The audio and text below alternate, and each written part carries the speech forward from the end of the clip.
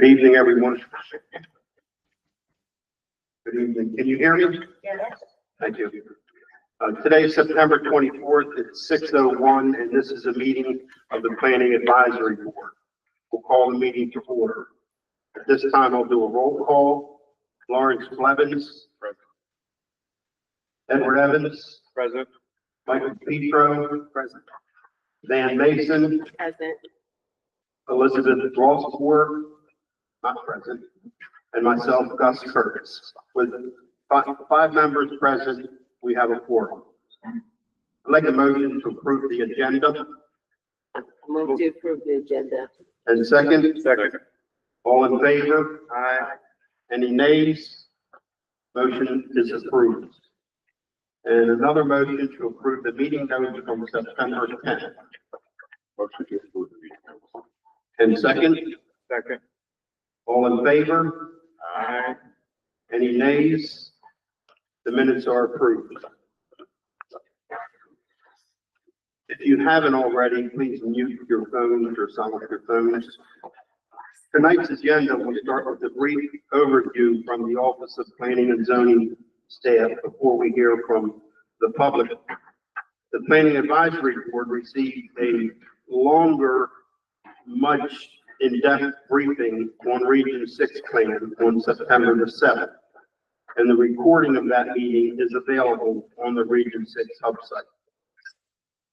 In our public hearings, we listen and note to your comments. The Planning Advisory Board will not make any recommendations on zoning changes this evening. OPZ staff won't respond to comments or questions tonight. The staff will prepare a summary of all the comments received, and this board will deliberate and make our recommendations on Region 6 in our meeting on November the 5th. At this time, I'm going to turn the floor over to Patrick Hughes, and he's going to give us a brief overview. Patrick?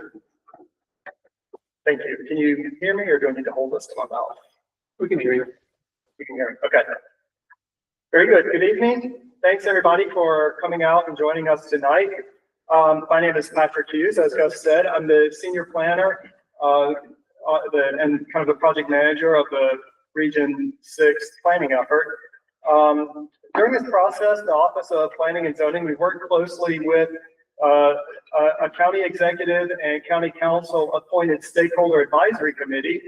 And I see that we have at least two of our committee members here tonight. So I would like to thank you two and the entire committee for all the hard work that helped bring us to this point in the process. Last week, as Gus said, the Office of Planning and Zoning, we provided a briefing that was much more detailed on the region plan and the comprehensive zoning process, with some highlights of the draft Region 6 plan and the recommended zoning changes.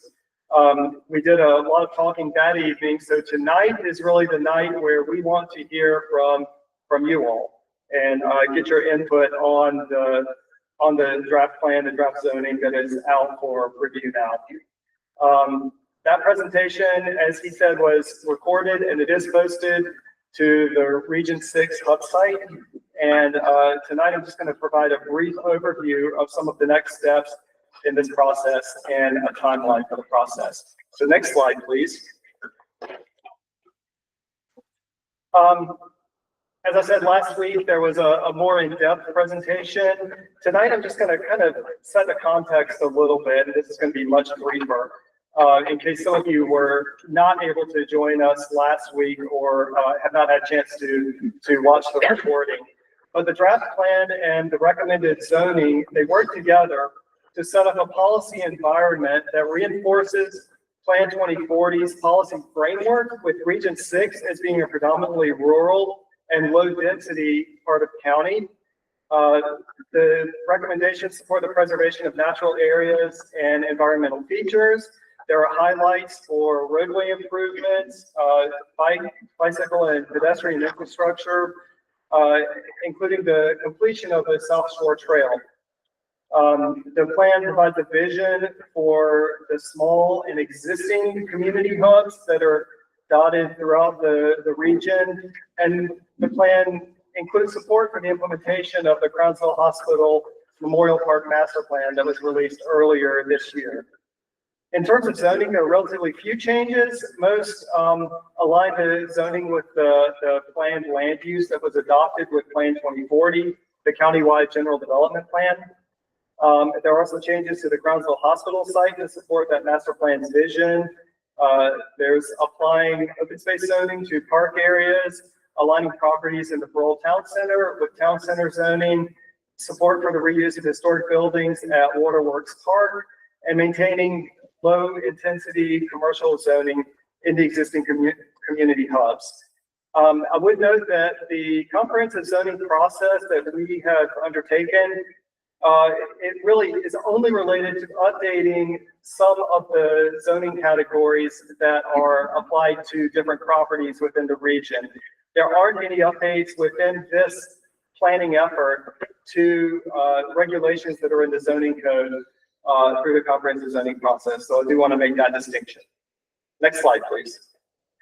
This is a chart that shows some of the changes in acreage between the current adopted zoning that is applied throughout the region and some of the recommended zoning changes that you would see reflected in the map that is before the Planning Advisory Board now. And a quick note about the zoning categories. The R represents residential zones with numbers indicating increasing levels of density. C is for our commercial zones. W zones, those are our industrial zones. OS is open space. SD is small business. The starting point for Region 6 was really that Plan 2040 placed virtually all of Region 6 in what's called either the neighborhood preservation development policy area or the rural and agricultural development policy area. These are broad development policy area designations that combined with the results of what's called a holding capacity analysis meant that there was really not much expectation of significant upzoning in the region in order to accommodate projected growth projections over the next 20 or so years in the region. Some of the key changes that you'll see here, though, really come down to an increase in the open space zoning due to a reclassification of many acres of RA zoning that is within the Bacon Ridge area and the Crownsville Hospital area, as well as some HOA or civic association properties that are kind of community owned and are currently zoned RLD or R1. And then there are a few other changes, but that kind of will answer for some of the biggest changes in zoning categories that you'll see there. Next slide, please. Our hub site has all of the information regarding this process and the draft plan. This is where you can find links to the draft plan and the draft zoning map that's under consideration now. Tables that'll help explain the recommended changes and how to provide written comment. Again, to review the recording from last week and the more detailed overview of the plan and the draft zoning, visit this site. The site is at the bottom there, aacounty.org/region6, and then look under the stay involved section to reach that. Next slide. And this is where we are in the overall process. We met monthly with our appointed stakeholder advisory committee, and that was about monthly since late last year. With their help and with input that was gathered from various public surveys and questionnaires, outreach events, as well as interviews with community leaders and subject matter experts, we developed a draft region plan and zoning map that is now before the Planning Advisory Board. This is not the final step in the process. As you can see here, after the Planning Advisory Board completes its review, the plan and the zoning map will move to the County Council. And it is the County Council that has the ultimate authority to adopt the plan and the zoning map. So they will have the final say in this. As I mentioned in the last meeting, this process started over a year ago, and there have been several opportunities for public participation. And when the plan and the draft zoning go to the County Council, there will again be additional opportunities for public input through the public hearing process that the county council will run at that time. And when we send this to the council, the draft plan will have all of the recommendations from planning and zoning staff, as well as the stakeholder advisory committee, and then also the planning advisory board and their recommendations. Next slide. This is a little more detail on the adoption process itself, and particularly the planning advisory board process. So, as I said, last week was the more in-depth briefing, and that's on our hub site. The PAD will be deliberating and making their recommendation on this plan on November 15th. They will be taking public comment through October 8th. That's when the public comment period closes. So if you have written testimony that you would like to submit, go to our hub site and you can find a link for how to do that. And then please submit your comments by October 8th. If there are any new zoning change requests that come from any property owners during this public comment period, the Planning Advisory Board will meet and hold a hearing to consider those on December 3rd. So you see that in the next to last box on the right there.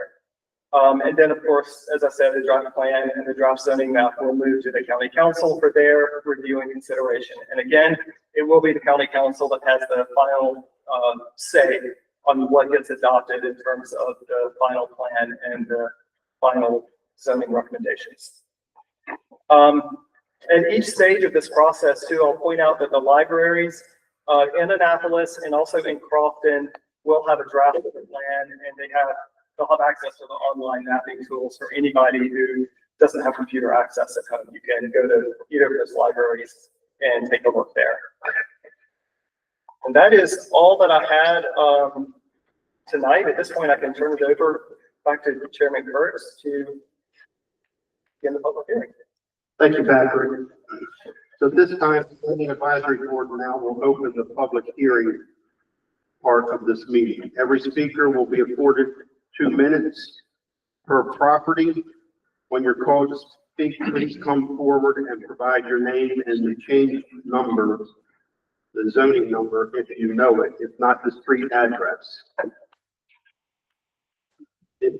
Well, you're not on Zoom, you're on Google Meet. If you have signed up to speak virtually, well, we will provide you permission to do that and unmute you when we call your name. Out of respect for everyone's time, if you want to comment on something and it's going to take longer than 2 minutes, put it in writing and submit it to the board, please. So I'm going to call people up, names up in a group. I'll call 3 names.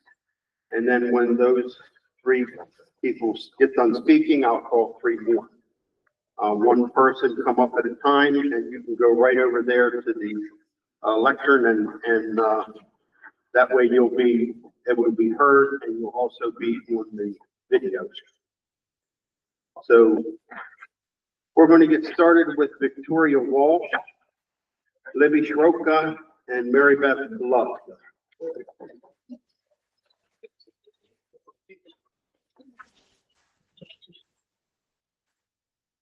And to my speakers, I have an iPad that has a timer for you. I'll walk it over closer to you while you speak. Please, like the chair said, be respectful of everyone's time. And if your remarks go over 2 minutes, please feel free to submit them through our written testimony tool. Okay, before we get started, SAC members, raise your hand. Thank you very much for all your hard work. I know it's a lot of time, and the SAC is a complete voluntary group, just like the Planning Advisory Board. We volunteer our time. So thank you very much. Is there anybody here from Ms. Rodvian's office?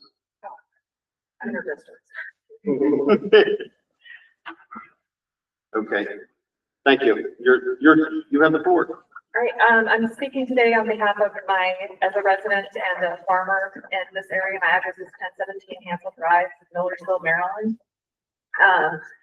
I have two big objections to this development. The first being just general safety of where I live. I live right on Millersville Road, directly next to this development area. Since I've lived there, I have personally witnessed multiple accidents. I myself have been in an accident on Christmas Day where I almost died along with my family members. I have 6 kids that are learning how to drive simultaneously. It's not safe. I've lost mailboxes while my kids are waiting to go on the bus. Adding more traffic in this area at all is problematic. There is literally one of everything on Route 3. I don't think there needs to be an office space there for anybody else. Speaking as a farmer, my preference would be to turn it into more farm space. Everything around there is farm space. It's flanked all over the place by farm. I don't understand why the best decision for the county is to turn it into more office development. It seems, for at least where I live, reckless and inconsiderate to the people that live there. It's getting increasingly worse. At that intersection specifically, I've reported that light being misread because of the way that it's facing traffic. There are people that are thinking the light is green when they turn left and it's actually red. I've witnessed so many people jumping into that intersection thinking they have a green light when it is actually red. This problem isn't going to get any better with developing on that space. I can't afford to buy any farmland in this area because of all the development that's happening. I don't think that's right for any normal person to have to come up with $3 million to expand their farm. I'm an underserved farmer. I'm an urban farmer. And I can't be the only one that puts this wrong. So that's what I have to say. Thank you. Thank you. Thank you.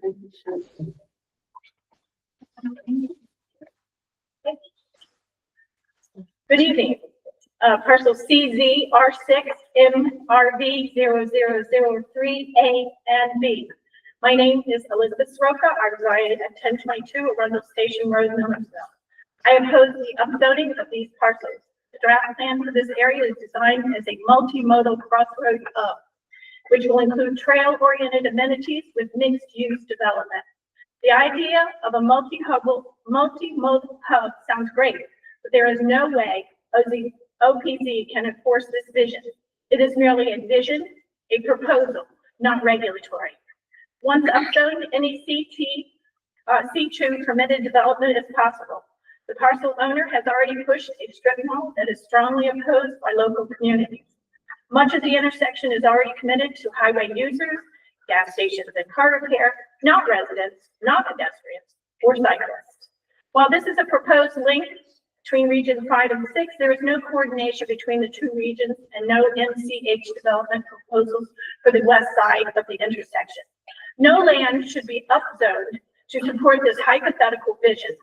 Coupled with the fact that the Department of Recreation and Parks has not revealed how the South Shore Trail will cross Route 3, I propose that the county purchase the 2 parcels and dedicate them to the South Shore Trail. This would facilitate the Route 3 trail crossing, contribute to the vision of multimodal transportation, protect the adjacent streets, and help maintain agriculture use east and south. Avoid commercial development on well and septic.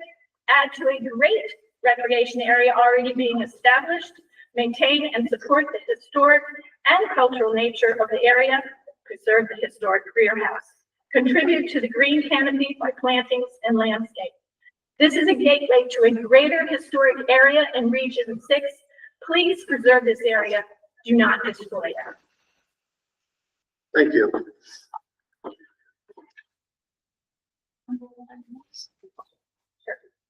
Good evening. My name is Mary Beth Love. I've resided at 881 Cecil Avenue since 1986. This evening, I'm here to oppose the consideration of upzoning to a higher density commercial use for CD R6 MRV 003D. The continued approved commercial development of Anne Arundel County regional properties adjacent to Route 3 has resulted in horrendous traffic flow, backups, dangerous conditions on our community roads. State Highway Administration rated Route 3 Millersville intersection as grade F, failed, and is one of the most dangerous in the Route 3 corridor. The Region 6 community feedback identified this intersection as a major safety concern. Any additional high-density development will escalate the existing public safety and quality of life degradation of our community residents. Cecil Avenue and Millersville Road have become a traffic bypass, with drivers well exceeding the posted 30 and 35-mile-an-hour speed limits, and traffic backup at this intersection on Route 3 and Millersville Road is horrendous. Adding to traffic safety issues are the pedestrian bike crossing of South Shore Trail on Cecil Avenue, and the Arundel County Board of Education transportation decision to have our middle school and high school children cross Millersville Road at Cecil Avenue to board and exit their buses during AM and PM rush hour. I invite all the members of the PAB to come witness our traffic safety issues, not just at AM and PM rush hour, anytime during the day. If Route 3 backs up, we see it. I also want to take this opportunity to thank the members of the SAC for their dedication, time, and respect of the community input. Thank you. Thank you. Thank you. The next group, Deborah Weller, Don Weller, Nita Sistina.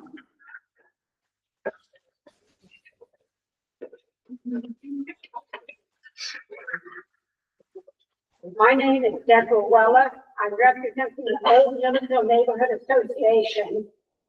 And we do not oppose a multimodal trail oriented hub, but oppose upzoning CZR6 MRV 003B to C2. The Route 3 Millersville intersection, as previously discussed, is not suitable for additional commercial development because of negative impact, not just traffic, but environment, rural character, and quality of life. Traffic congestion and safety are already an issue. FHA has a fading intersection. More commercial development only increases traffic and accidents. The idea that converting an RLD parcel to C2 to protect Jaguar Branch is absurd. Increase in commercial development will increase impervious surface and increase stormwater directed to the south core, Jaguar Branch, immediately adjacent. Plan 2040 includes a strong commitment to protect and preserve Jaguar Branch. It states the county is going to adopt an overlay to protect its unique feature. Development approved before the adoption of the overlay will not be required to exceed county requirements, which is essential to protect Jaguar. The draft plan states that future uses within the upstream grades of the trail and its users, with low intensity development and careful consideration of traffic impact. Upzoning to commercial office district would allow development at greater density than what the plan recommended on well and septic. Once done, the county has no control over what is built.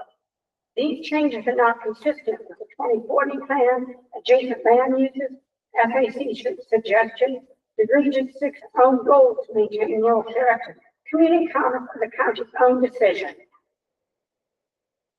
Thank you.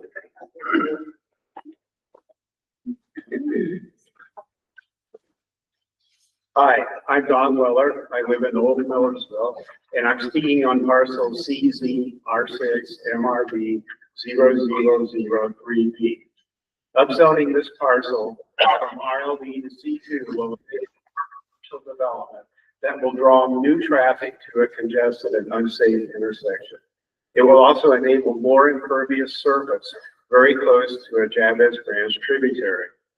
Upzoning to C2 contradicts Plan 2040. In 2020, the owner asked to change the designated land use from residential to commercial. Nearby communities strongly opposed. OPZ recommended against, and the Plan 2040 land use was kept residential. Plan 2040 also commits to conserve and protect Jabez Branch, enabling more commercial development so close to a stream tributary is the wrong way to do that. Upzoning would backslide on the Plan 2040 commitment and reduce the benefits of stream restorations that are costing millions of dollars. OBZ's upzoning recommendation is also inconsistent with their past positions.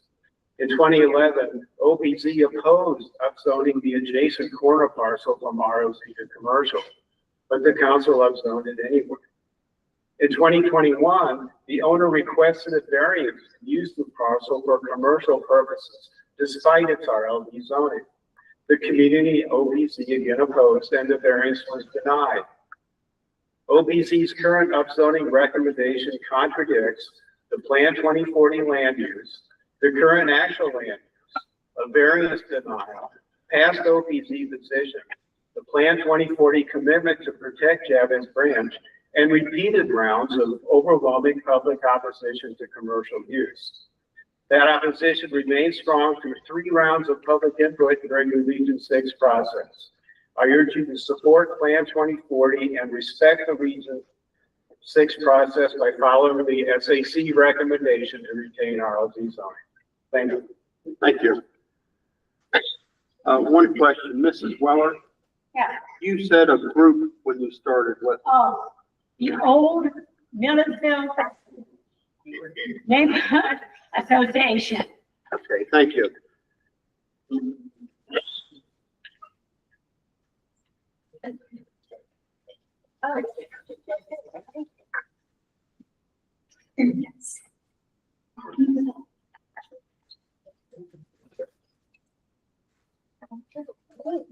Good evening. Thank you. My name is Lisa Tina. I'm a longtime county resident. I was a member of the SAC Region 5. But tonight I'm here as the program manager for a nonprofit, the Center for Ecosystem Recovery. And we are working to restore the Javits Branch. I'm here to speak against C3 zoning for parcels 353 and 357. That's the MRB 003. These parcels are located in the headwaters of the Javits Branch. And approximately 700 feet of the south fork of Javits Branch runs through parcel 353. Plan 2040 identifies Javits Branch under policy NE 1.4 as a sensitive environmental resource deeming protection, including adoption of an environmental overlay zone. The Javits Branch is unique among streams in the county.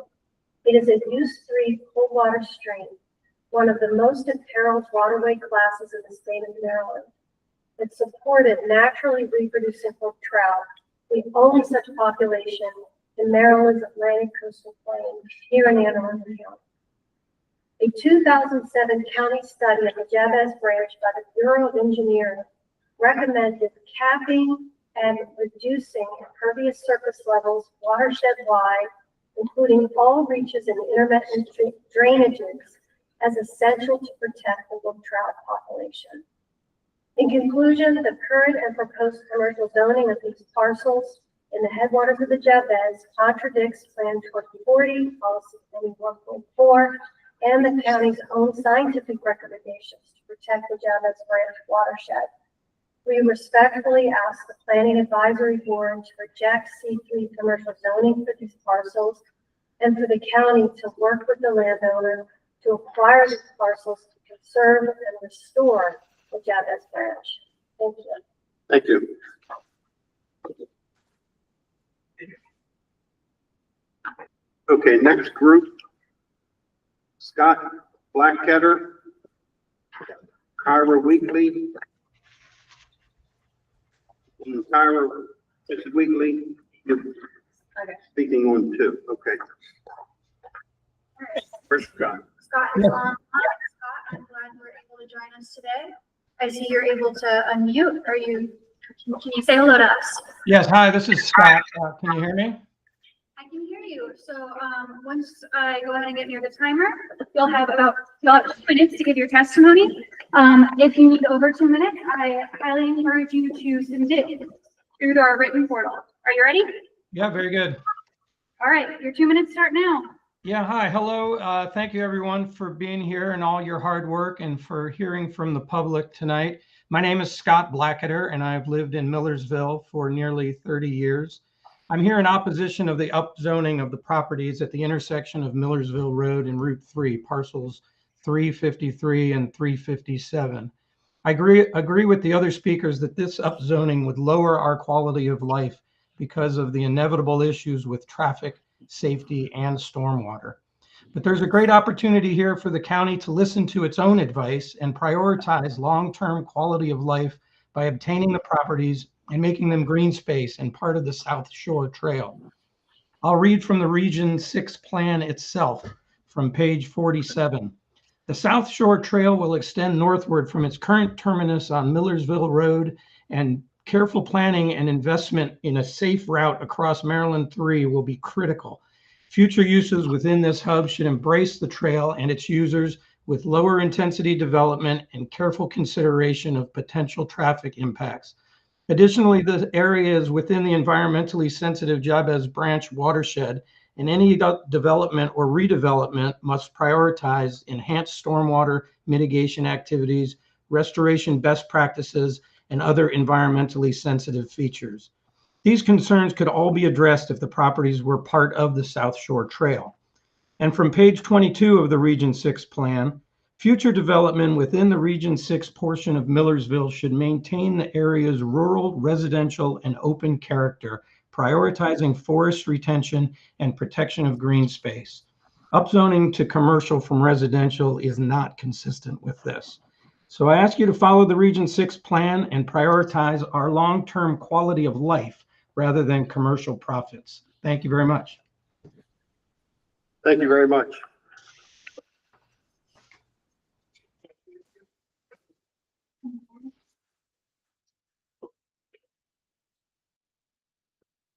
Hi, Kira Reed. One second. Is there anybody else here that wants to speak on 003, the MRV 003? We're going to change to another parcel now.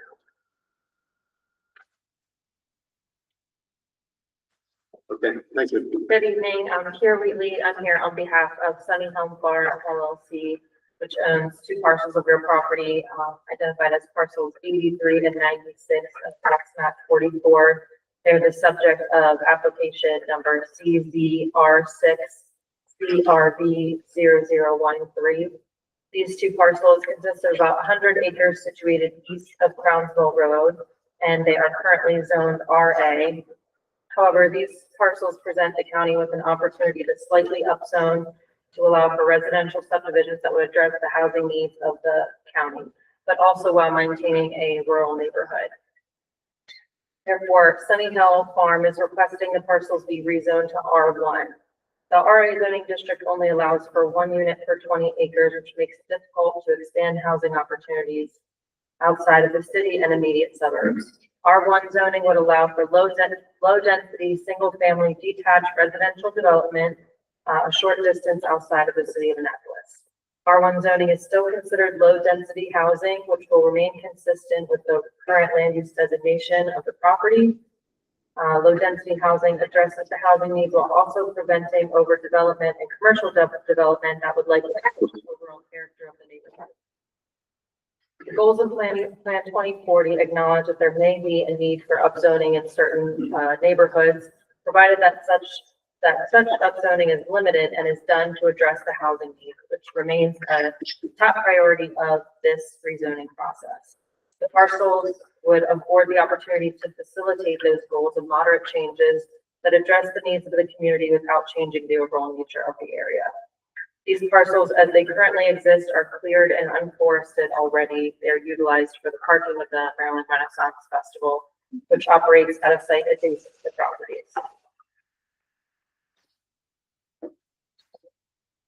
One question, please. State that again about the Renaissance Festival. What did you say? It's currently cleared, so both parcels are fully cleared and used for parking for the Renaissance Festival, but that's contingent upon the Renaissance Festival staying there. Don't know what's going to go forward in the future. So it's the 100 acres is cleared, or so there's two separate parcels, and between the two parcels, there's about 100 acres that are already cleared. I do not. Not this time. Thank you. I'm also here on behalf of a separate property for the owner being Honeysuckle Hill LLC. They own the real property known as 1182 Honeysuckle Lane, Annapolis, Maryland. Honeysuckle filed an application for rezoning. The parcel is also identified as parcel 42 on tax map 44, with the application number being CZR6CRV0012. This property is roughly 34 acres and is situated between Crownsville Road and General's Highway. It's currently zoned RA. However, given the site's location, surrounding uses, and the goals of Plan 2040, mainly, again, the fact that the county is focusing on addressing the housing crisis, the applicants are requesting that the zoning of this property be changed to RLD. The change from RA to RLD is a very slight change that will not change the overall character of the neighborhood. RA is categorized as having one dwelling unit per 20 acres, while RLD will allow one dwelling per 5 acres. However, both zoning districts set a minimum lot size of 40,000 square feet. Both have a maximum coverage of 25%, and both have a height restriction of 45 feet. The purpose of both of these zoning districts is low density, single family detached residential development. So the characteristics of the zoning districts are the same. You just allow that slight upzoning for more housing to, be developed. We see it's not uncommon for these zoning districts, RA and RLD, to exist next to each other in a region, especially on the outskirts of a more dense town. We can see that in South County. I think Shady Side is a good example of that. So while there isn't any RLD zoning immediately adjacent to this lot, there are several dense areas around it. So I think it would fit the overall character of the neighborhood.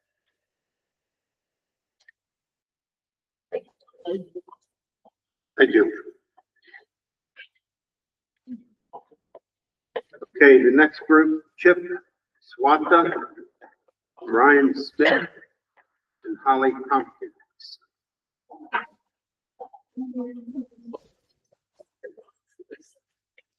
Hey, everybody. My name's Chip Swata. Also here for my property, 1182 Honeysuckle Lane, that was just spoken about. So I put in an application to upzone from RA, as mentioned, 1 house for 20 acres to RLD, which would allow for 1 house for 5 acres. I was born here, raised here. I went to this school. I feel at least that I'm a good steward of the area. We built a garden, we have bees, and it's very important to us to keep the feel of the area. But it's my dream to be able to have to carve out a lot or 2 or 3 for my kids when they eventually grow up. They're still very young, so it's not going to be for quite some time. But as it stands now, there would be nowhere for, I could not split my property to allow for my kids to be able to build a house one day. The last time that this the property was up for rezoning was the year 2000. So 25 years ago, which means that if that stands, I would be 60-some years old, and my kids would hopefully already found somewhere else to live.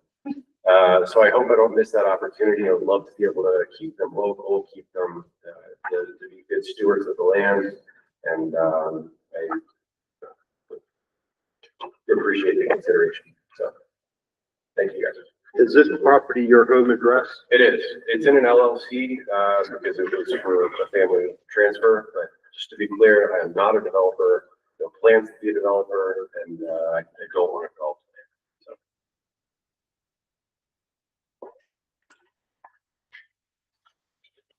Thank you.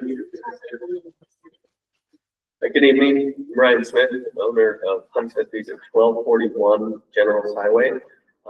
We have a request to upzone our current zoning from RLD to C3, which is an unusual request, but it has been a commercial business for over 30 years, as previously Crownsville Gardens is now Honeysmith Beach Gardens.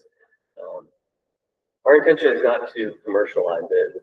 We have a current building, which is a 30-year-old double-wide trailer as our store. It was supposed to be a temporary building 27 years ago when the previous owner put it in.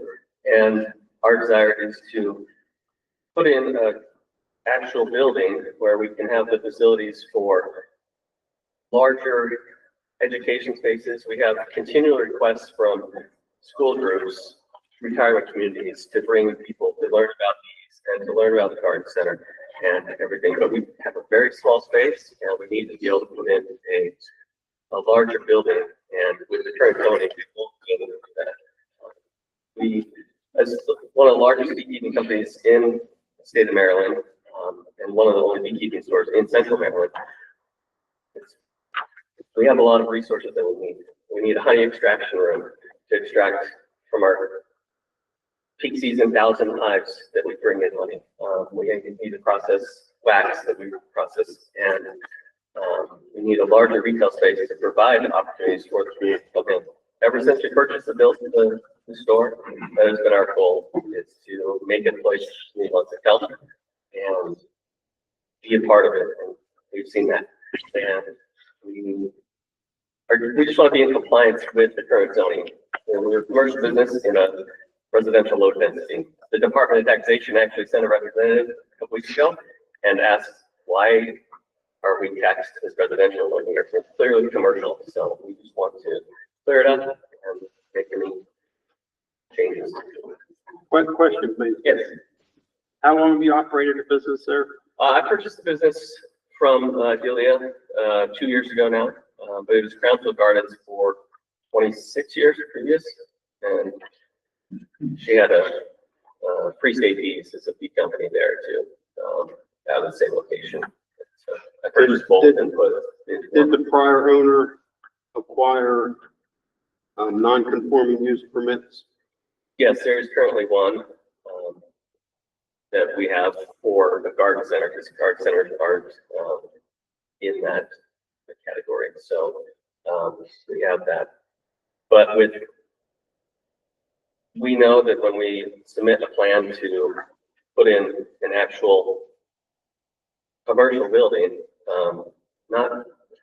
we need space for our bees, we need space for our garden center, we need to put in a new hoop building in the back, greenhouse, which isn't functioning because of damage. And so we know that we're going to run into issues with the current zoning when we put in that plan. You also own the next door property? What was that? Do you also own the property next door? No, I don't. The one right at Pearl Harbor? No, the Dunkin' Donuts. No. So you have a garden right in the front mostly, right? Yeah, so we have, when I purchased the property, the back half was kind of just abandoned. She's put debris, yard debris, and had the garden center up front.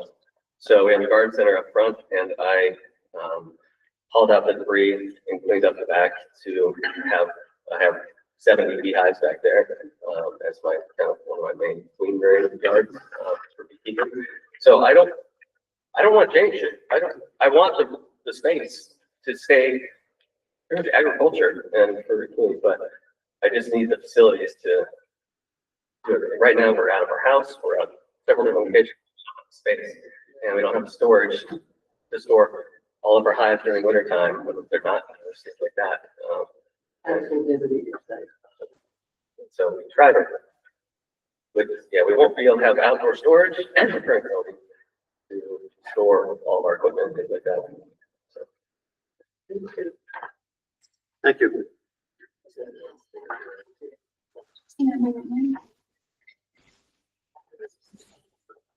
Good evening, everyone. My name is Holly Tompkins with HA Capital Science Consulting, and I'm here representing Honey Smith Bees, District for Ryan Smith. This is regarding CZ-R6 CRP 0400. Honey Smith is at 1241 Generals Highway. This area is designated LC2, local crossroads, serving surrounding residential neighborhoods with small-scale commercial assets. Honey Smith Bees cannot fit this definition more accurately. Our rezoning request is for C3 from RLD. This will properly accommodate existing uses on site and facilitate business plans. Rezoning to C1, which would be more appropriate to the rural character of Crownfield, does not permit garden centers. Therefore, we are compelled to ask for C3. Furthermore, C3 permits retail stores and outside storage, and importantly, so does C1, but RLD does not.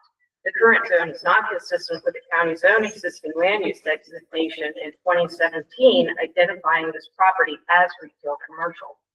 While staff and the SAC indicate remaining RLD is consistent with the GDP, that misses the mark with respect to the actual land use. This property has been a retail component for retail commercial use for many years. County Bill 8316 added garden centers to RLD, correcting an old non-conforming use situation. Since 2015, and this is just a correction, they do have a zoning certificate of use for garden center. The GDP missed an opportunity to make the planned land use consistent with the actual commercial use. It would also establish the state required consistency. Staff has maintained that all existing proposed uses will be permitted in RLD. We do not believe that. I respectfully request the board recommend rezoning to C3 to bring into alignment the current use with zoning for the garden center, also allowing the retail commercial use and outside storage. Thank you. Thank you. A question for planning and zoning. Is there any reference in the code to beekeeping? Yes, under RLD, this use, the definition specifically calls out beekeeping use. Permitted use under RLD? And that's under, again, that's under the definition of, I think it's garden centers, the definition there.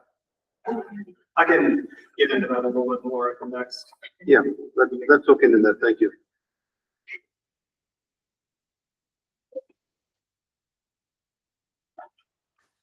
Okay, moving forward. Phil Hager, you have 3 on that you want to talk about. But Jonathan Chip also has signed up to talk about one of the parcels.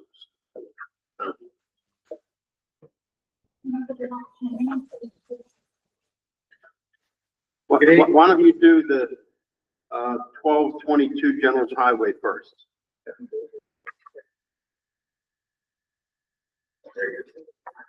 Good evening, Mr. Kurtz, members of the PAB. My name is Phil Hager with Hager Land Use. I'm talking this evening about property located at 1222 General's Highway. It's Crownsville, number 9. This property exists within an existing transportation and commerce node. It's currently zone C1. It abuts an existing C4 property that has been the home of a long-standing service station and gasoline facility. It's located immediately across the street from 2 parcels that are zone C4 that have also existed as such for decades. The transportation node that I referred to is formed by the signalized intersection of General's Highway and Arterial and Harold Harbor Road, and to a lesser extent, Ripley Road. Directly north, General's Highway transitions into I-97. This is a naturally occurring crossroads development community. It's time for it to be recognized as such. The subject property owner is an electrical contractor. They've been part of the Anne Arundel County business community and have been successfully serving county residents and businesses for quite some time. Their home base of operations is currently South County. With the growth of their business, the importance of travel time, and the cost of travel, this owner is interested in relocating their business to a more central location. This parcel, with its access to I-97, 32, 100, and 178, is almost the precise centroid of the county, which means the point of least minimum aggregate travel. There's some desire not to expand the intensification of commercial uses in this region. We support that, and we would be satisfied with the lower level of commercial intensity, such as C3. However, the C4 district is the only district in the county that permits contractors. We think this is something that needs to be corrected. There's talk about making changes in the code. We support this, and we hope it happens, but until that time, C4 is what is required. This request makes sense. It's good for business, and it's good for the residents who will benefit from improved service and more expedient responses. With all of these other assets for this property, its current location, we think that this is the appropriate change for this property at this time. Thank you. Okay, thank you. Mr. Shipp? Yes. All right. Good evening.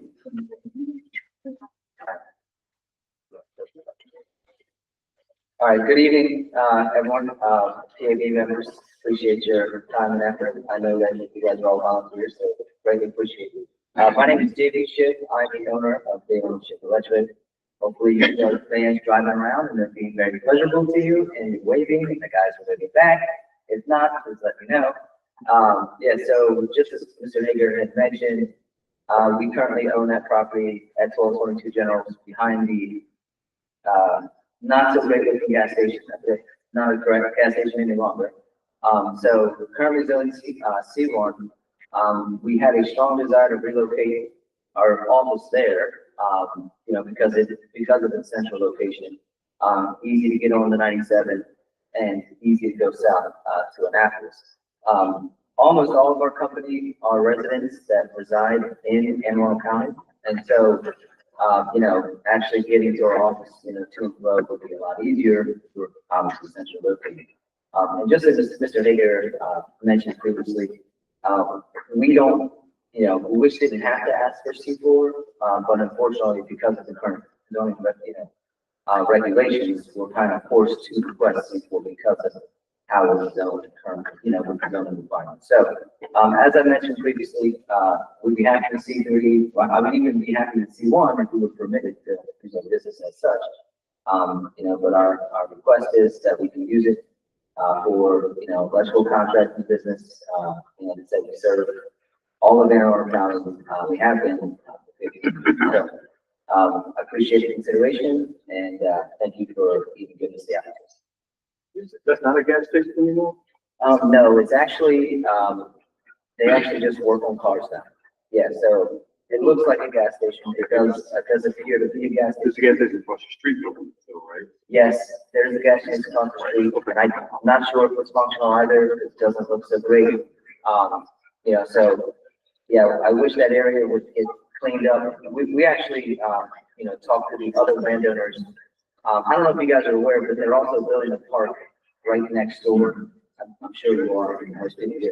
So clearly that intersection is going to have some, you know, it's going to need to have some very strong improvements for the traffic, which we support owning 1222 already. We've actually offered to help, you know, pay for the road improvements and for the traffic light to be improved. Because, you know, to be honest, it's already a bad intersection. So, you know, that intersection is, it is, I wouldn't say crazy congested, but it should be a intersection that has, you know, that has 2 lanes right there and, you know, really robust traffic lights so that it would cut down, you know, the accidents and the congestion that does occur at that point so long. So, yeah. All right. Mr. Chip, Yes. the current use for 1222 General Highway is what? The current use is currently C1, and so, oh, excuse me, my apologies. So, we currently have we haven't changed anything. We bought the property 10 years ago, 4 years ago. And so, when I took over, there was a barn on the property that's being rented by a plumber. And then there was, another guy, I think his name is Daniel. He was renting the yard space for the landscaping business, like a small landscaping business. And so, and there's actually one house on the property and a trailer. It's, you know, it's a lot going on there.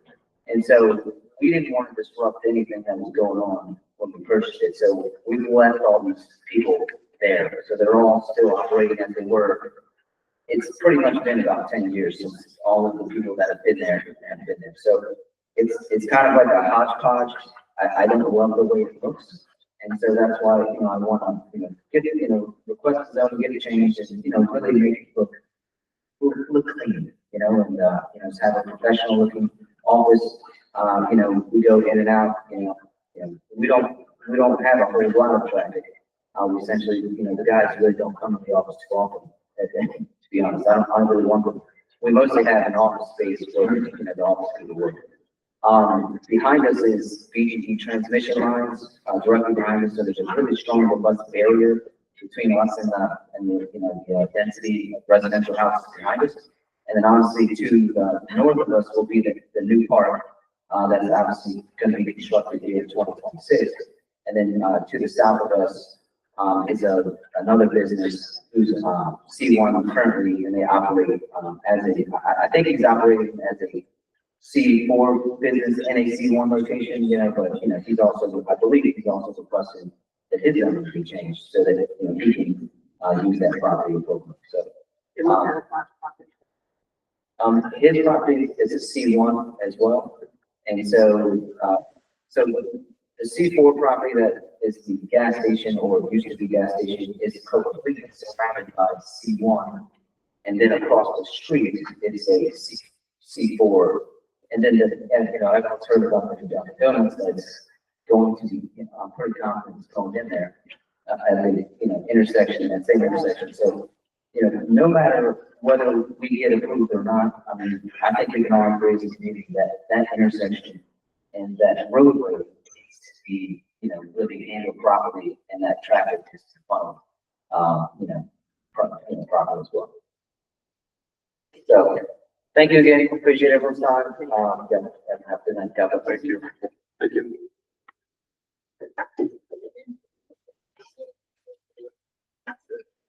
Since you brought up that last, property, I'll go ahead and address that one. Okay, great. Okay, do I need to be reintroduced again or am I still okay? This is Phil Hager. Thank you. I'm going to talk about 1240 General Highway to the property immediately adjacent to the property we're just discussing. It's Crownsville 10. This site comprises approximately 3 acres. It has 335 linear feet along Maryland Route 178 General Highway. It lies just short of the terminus of 178 with Interstate 97. It also is bounded on the west by Northfield Lane. Access to the site is via General Highway. It is zone C1. It is the home base operations for an existing commercial enterprise known as the Ziva Home Improvement. That's been there for quite some time. They have been existing as a home improvement building. They have outbuildings with outside storage and accessory buildings as well as their main office, and they meet with clients at that location. That business has been in existence since the 1970s. They seek to continue operations at this site to take advantage of its central location. We're asking that the property be rezoned to C4 because, as with the last case, it's the only district in the county that permits contractors. This is a very low intensity. It's like it's the electrical contractor was just mentioned. Essentially, what we're talking about is an office with a garage for storage. But the C4 district is the only district that permits contractors. Again, this needs to be addressed in the code, but until then, if we want to be legal, we need to be C4. It arguably meets all the requirements because the C4 is also called highway commercial. This is an arterial highway. With regards to land use, the designated land consistent with the land use of Plan 2040. One of the stated purpose of the rezoning process that we're in right now is to eliminate existing nonconformities, just such as this. This change will merely recognize the activities that are taking place at this location. And I thank you for your time on that. I'll entertain any questions that you may have. Questions? No questions. Great, thank you. You did mention, Mr. Chairman, non-conforming uses a bit ago. It may be useful for people's education to know that a non-conforming use allows the use to continue as it currently exists once you have that, but it doesn't allow significant improvements or expansion of that use. And it's extremely difficult, if not impossible, to get financing for that from the banks. So that is one of the inherent problems of non-conforming use. My last case tonight is 1341 Sunrise Beach Road. This is Crownsville 15. OPZ in 2011, during our last comprehensive rezoning process, recommended C1 for this property. It didn't happen. No one can figure out why, but it did not get changed to C1. In the 15 or so years since that time, a lot of changes taken place, but the most impactful change has been the completion or the almost completion of the fire station immediately across the street from there. If OPZ was recommending C1 in 2011, then the changes that have manifested themselves in the intervening 15 years clearly warrant that this property get a different designation that it has. We're asking for C3 for this property because C1 cannot justify the development costs of this location. Additionally, the intensity of uses allowed by C1 will not permit, are just not consistent with the fire station across the street, with the chaos and the noise and everything that brings with it.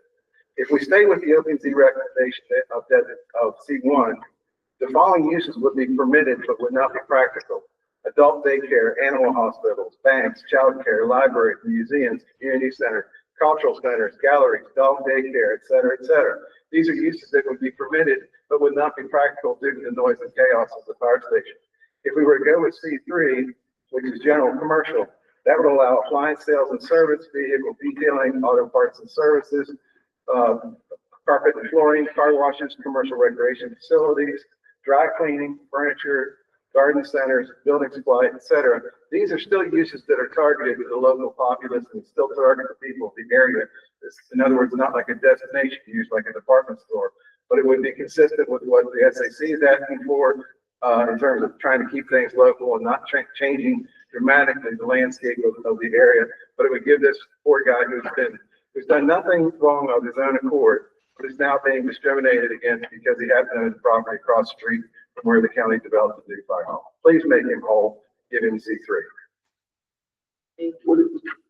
Excuse me, what's the current use of the property? It's undeveloped at this time. Undeveloped.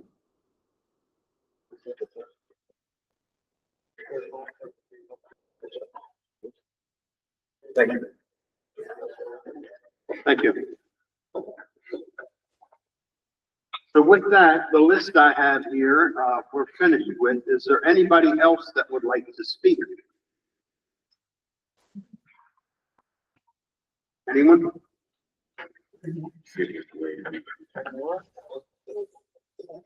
Or anybody online?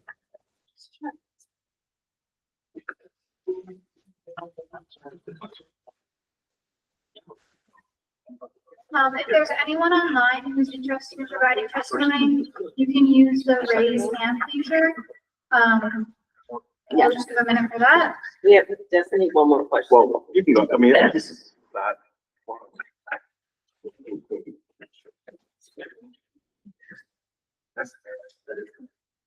Okay, with that, at this time, we're going to end and close our speaking part of the hearing. There is written testimony that will be taken until, let's see, October the 8th.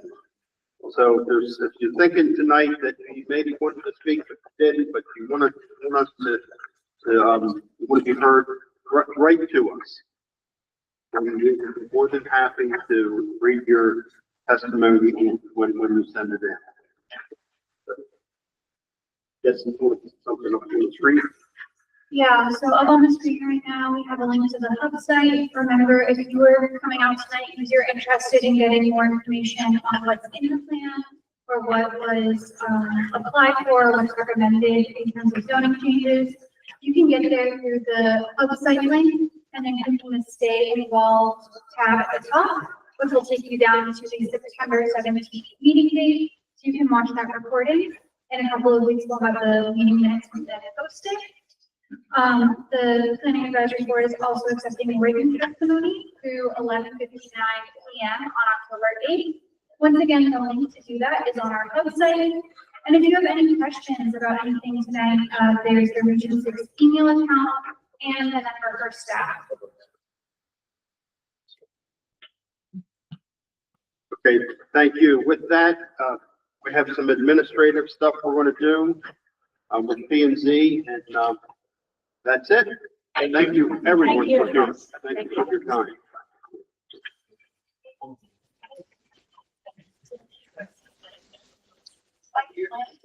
For administrative, it was essentially just that we're meeting next week on Tuesday, September 30th, Southern High School.